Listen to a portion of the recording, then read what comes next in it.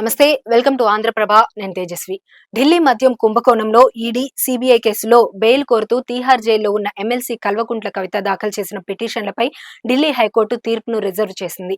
మంగళవారం ఢిల్లీ హైకోర్టు 2 పిటిషన్లపై విచారణ జరపగా ఈడీ తరపు న్యాయవాది జోహాబ్ హుస్సేన్ వాదనలు వినిపించారు.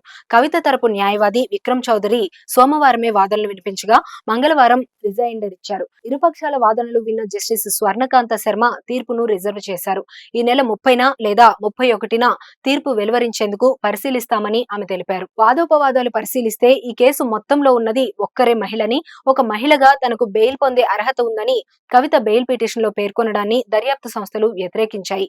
కవిత సాధారణ గృహిణి కాదని, ఒక రాష్ట్రానికి ముఖ్యమంత్రిగా పనిచేసిన వ్యక్తి కుమార్తె అని గుర్తు చేశారు. అంతేకాదు, విదేశాల్లో ఫినాన్స్ లో మాస్టర్స్ చదివచ్చి రాజకీయంగా ఉన్నత స్థానాలను అధిరోహించారని ఈడీ న్యాయవాది తెలిపారు. ఆమె అనేక కంపెనీల్లో భాగస్వామిగా ఉన్నారని, మరికొన్ని సంస్థల్లో బాధ్యతాయుతమైన పదవుల్లో ఉన్నారని, కొన్నింటిలో అధీకృత సంతకం చేసే హోదాతో కూడా ఉన్నారని ఈడీ వివరించింది. కవిత ఎంత శక్తిమంతురాలో ఆమె సాక్షులను బెదిరించిన తీరు చూస్తేనే అర్థమవుతుందని, ఆ వివరాలన్నీ కోర్టు ముందు ఉన్నాయని తెలిపారు. మహిళగా ప్రత్యేక పరిస్థితుల దృష్ట్యా బెయిల్ మంజూరు చేయాలన్న అంశాన్ని అసలు పట్టించుకోవాల్సిన అవసరం లేదని ఈడీ న్యాయవాది వాదించారు. కొన్ని ప్రత్యేక పరిస్థితుల్లోనే మహిళలకు సంబంధించిన బెయిల్ అంశాలను పరిగణించాలని గతంలో ఢిల్లీ హైకోర్టు స్పష్టమైన తీర్పులు ఇచ్చిందని గుర్తు చేశారు. ఢిల్లీలో మద్యం వ్యాపారం చేయడం కోసం కవిత తన వద్దకు వచ్చినట్లు మాగుంట శ్రీనివాసరెడ్డి తన వాంగ్మూలంలో స్పష్టం చేశారని తెలిపారు.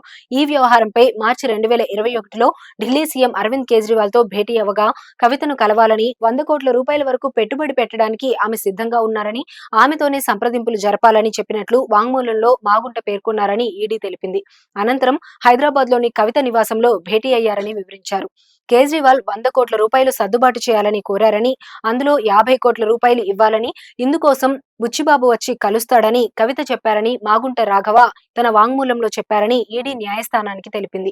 బుచ్చిబాబు మాగుంట రాఘవను మరుసటి రోజు వెళ్లి కలవగా 30 కోట్ల రూపాయలు ఇచ్చారని, వాటిలో 25 కోట్ల రూపాయలు నగదు రూపంలోనే ఇచ్చినట్లు చెప్పారు. మాగుంట రాఘవ్ కూడా తన వాంగ్మూలంలో ఇదే విషయాన్ని పునరుద్ఘాటించినట్లు ఈడీ తెలిపింది. ఒప్పందం ప్రకారం తాను 25 కోట్లు బుచ్చిబాబు, అభిషేక్ బోయినపల్లికి ఇచ్చినట్లు ఆయన తెలిపారని న్యాయవాది చెప్పుకొచ్చారు. 2 సార్లుగా ఈ మొత్తాన్ని ఇచ్చామని, చెన్నైలో 10 కోట్ల రూపాయలు ఒకసారి, అభిషేక్ బోయినపల్లి చెప్పిన అడ్రస్ లో మరోసారి 15 కోట్లు రాఘవ్ మాగుంట సిబ్బందికి గోపి కుమరన్ ఇచ్చినట్లు చెప్పారు. ఇదే విషయాన్ని ధృవీకరిస్తూ గోపి కుమరన్ సైతం తన వాంగ్మూలంలో పేర్కొన్నారని ఈడీ తెలిపింది. ఆ తర్వాత కవిత తన టీంలో సభ్యులైన బుచ్చిబాబు, అభిషేక్ బోయినపల్లి, అరుణ్ పిల్లైలను ఎంపీ మాగుంట శ్రీనివాసరెడ్డి ఢిల్లీ నివాసంలో రాఘవ్ కు పరిచయం చేశారని న్యాయవాది స్పష్టం చేశారు. అదే సందర్భంలో సమీర్ మహేంద్రను మాగుంటకు బుచ్చిబాబు పరిచయం చేశారని తెలిపారు. అనంతరం మాగుంట శ్రీనివాసులరెడ్డి ఢిల్లీ మద్యం విధానం, వ్యాపారం, పెట్టుబడులు, రిటైల్ వ్యాపారంపై సమీర్ మహేంద్రను అడిగి వివరాలు తెలుసుకున్నారని, డబ్బులు ముట్టజెప్పిన విషయంతో పాటు మాగుంట శ్రీనివాసులరెడ్డితో భేటీ వివరాలను గోపి కుమరన్ తన వాంగ్మూలంలో స్పష్టంగా రికార్డు చేశారని లాయర్ ధర్మాసనానికి వెల్లడించారు. ఇండో స్పిరిట్స్ లో 33% వాటా కవిత కలిగి ఉన్నారని, కవితకు బినామీగా అరుణ్ పిల్లై వ్యవహరించారని తెలిపారు. ఢిల్లీ మద్యం వ్యాపారం గురించి అరుణ్ పిల్లైనే శరత్ చంద్రారెడ్డిని కలిసి చర్చించారని ఈడీ హైకోర్టుకు తెలిపింది. ఢిల్లీలో కొత్త మద్యం విధానం రాబోతోంది. ఈ విషయంలో కేజ్రీవాల్, మనీష్ సిసోడియాలు కవితకు సహకరిస్తామని, అందుకు 100 కోట్ల రూపాయలు ఇవ్వాలని అడిగారని అరుణ్ పిల్లై చెప్పినట్లు శరత్ రెడ్డి చెప్పారని న్యాయవాది వాదించారు. ఈ విషయంపై అరుణ్ పిల్లయే తనను కవిత ఇంటికి తీసుకెళ్లి మాట్లాడించారని, అదే సందర్భంలో మాగుంట శ్రీనివాసులరెడ్డితో చర్చించిన విషయాలను తనతో కూడా చెప్పారని శరత్ రెడ్డి తన వాంగ్మూలంలో చెప్పారని అన్నారు. ఈ మొత్తం వ్యవహారం కేజ్రీవాల్, మనీష్ సిసోడియా కోసమే చేస్తున్నామని, వారి తరపున విజయ్ నాయర్ మొత్తం నడిపిస్తారని చెప్పినట్లు శరత్ చంద్రారెడ్డి వెల్లడించారని ధర్మాసనానికి వివరించారు. ఈ కేసుకు సంబంధించి ఇప్పటికే అప్రూవర్ గా మారిన వాళ్లు తమ వాంగ్మూలంలో ఇచ్చిన అన్ని వివరాలను ఈడీ, సిబిఐ తరపు న్యాయవాదులు కోర్టు దృష్టికి తీసుకువచ్చారు.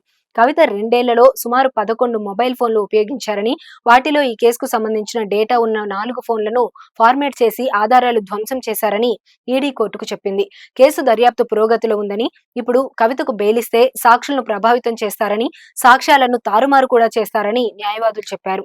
కవిత అరెస్టు వ్యవహారమంతా చట్టబద్ధంగానూ, నిబంధనలకు అనుగుణంగానే జరిగిందని ఈడీ, సిబిఐ న్యాయవాదులు వాదించారు.